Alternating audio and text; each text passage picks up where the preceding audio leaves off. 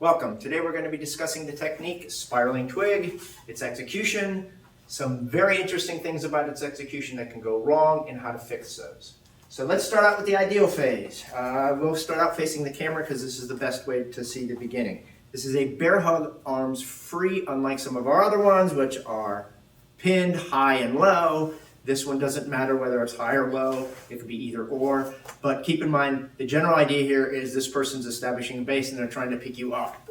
So what they're doing is they're concentrating on their grab. So what we want to try and do first is kind of take their mind off of what's going on and also try and make it physically harder for them to pick us up. So how do we do that? So let's start out with the second one first. Let's try and make it hard for them to pick us up. So what we want to do is we're going to step off to the side here. So if you notice, his center line is now off my center line.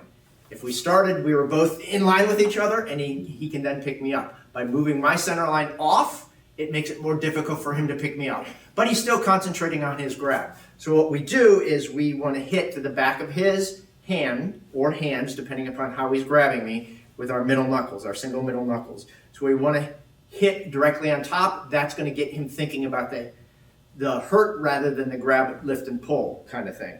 So we want to do these together. We don't want to set and then hit, or hit then set, because what we want to do is we want to do them both together. Now, the problem that could go wrong here is if you notice what I'm going to do with my elbow, I'm going to exaggerate this a little bit. I'm going to be hitting like this with my elbows extended, which gives him some gap to leave. And then the other thing that could go wrong with that is I hit with a snap rather than a thrust, and that could cause the same problem. So what we want to do is we want to keep our elbows relatively in contact with his as we do these strikes, using our wrists and our elbows as our pivot point, not pushing and pulling using the elbow as our pivot point. It's mostly the wrist, secondarily the elbows. Keep in mind, these are minors. It doesn't really matter whether they hurt a lot or not. What we're trying to do is just trying to get him to loosen up just for a split second.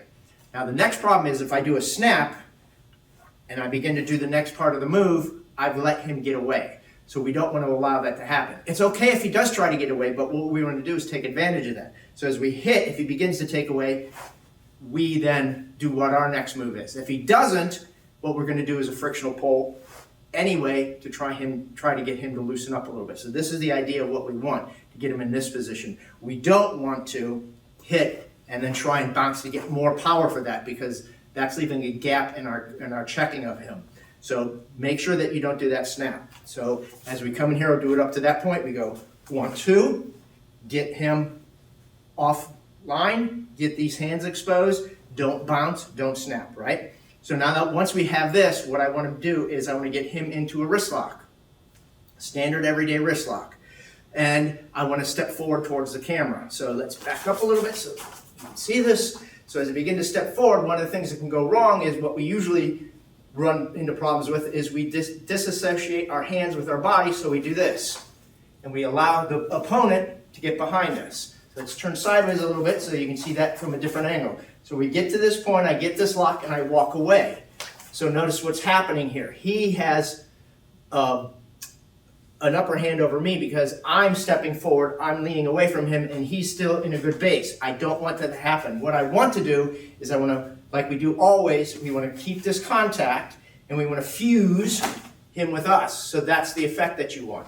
So what we want to be able to do here is step, fuse, and then turn away from him to get facing him, because right now he's facing us, but we're not facing him. So the general idea of this technique is to step and then face him so that we're both facing each other, so that I can then hit his center line. Okay? Problem that can go wrong here is I get all the way to this point, I do all this really, really good, but then I lift my elbow up in order to get out, and guess what? He can now bend that elbow and take advantage of things. So how do I solve for that? The way I solve for that is I use my hand as the pivot point rather than my elbow and my shoulder. So what do I mean by that? What I mean by that is I'm going to do this. So the turn is using the hand as the pivot point and the elbow staying anchored. Okay? And by keeping the elbow anchored, remember anchors are your friend, we want to keep the elbow below the hand, not above the hand. so that we get him to bend over, and then we can step into this lock position. So notice how aggressive that is. If I weren't to do it that way, I was to do it the other way, notice he's still standing up. Now I have to try and rely upon the lock in order to get him to bend. So what I'm doing here is I'm relying upon both the lock and an elbow. Very similar to what we're doing in crossing talon here to get him to bend across. We're doing the same thing now from behind, but with our elbow rather than our forearm. So what we're doing is we're applying that, and then we're stepping back into that lock. Now we have him in good lock, we're facing him directly, okay? So now, let's assume we had a problem, and we weren't able to bend him over. We didn't do it very aggressively, guy's big or whatever, and we get to this point and he's still standing up. We have a problem here. The problem is he could turn, rotate, and hit me.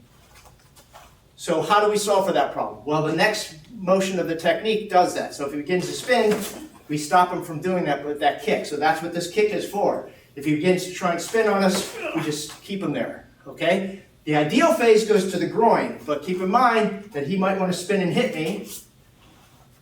So to stop that, we push against the hip and pull, okay? So that then lends us into the next motion. Where are we going to pull to? So keep in mind that we're going to do a push-pull, and then we're going to do a hit. But there's a problem here. What happens if I pull to the other side? He could block the kick and get me into a bear hug, and guess what? Now we're in a bear hug from the front rather than a bear hug from the rear. So to stop that, what we want to do is we want to get below the elbow here rather than above the elbow. Okay? So keep that in mind. So you're going to be pulling to the right rather than to the left as you do this pull and kick. Keep in mind that this is a double version of gifted destruction. Same general idea here, except with two hands rather than one hand. So we do this pull, then we land and do the hit. So let's spin back around so you can see that. We get him to this piece, we get him, keep him from turning, we land, get this pull. We want to pick up a check here with the left hand, and we want to do a rising back knuckle into the face, whatever is available to you. Try not to hit the teeth. Teeth are not a very good spot. If you need to go to the bridge of the nose, that's fine. Wherever you want to go here, usually it's going to be the turning of the face because of the pull. So if you watch this, the head will generally tend to pull as we do this and then hit up into the side of the face if you can get it. Again, remember, teeth are bad. Try to avoid that anywhere but that. Next problem is we have hardness of weapon to hardness of target. If I hit with the back of my hand, his head's going to win, my hand's going to lose. So what we want to do is use the hardest part of our hand, which is our knuckles. So we're going to make sure that we turn this wrist up as we do the sit. So it's hardness to hardness rather than hardness to softness. Okay? So let's run through this one more time. Let's take the angle directly towards the camera again. We'll back up a little bit so we don't get too close. Step and hit simultaneously with one another, keeping the elbows somewhat in contact. Do not bounce. Do not do a snap. Do a thrust. Don't let the elbows lose contact, and shoot the elbows directly back. Okay, so we don't want to go bounce, hit. We want to go bounce, hit. We want to then grab, pull with us, get this lock in place, keep the elbow anchored as we step, hit, keep them from turning, or hit to the groin if that's not needed. Pick up the check, rising back knuckle to the face, cross out and cover. Let's do it to a new angle without any explanation so that you can see.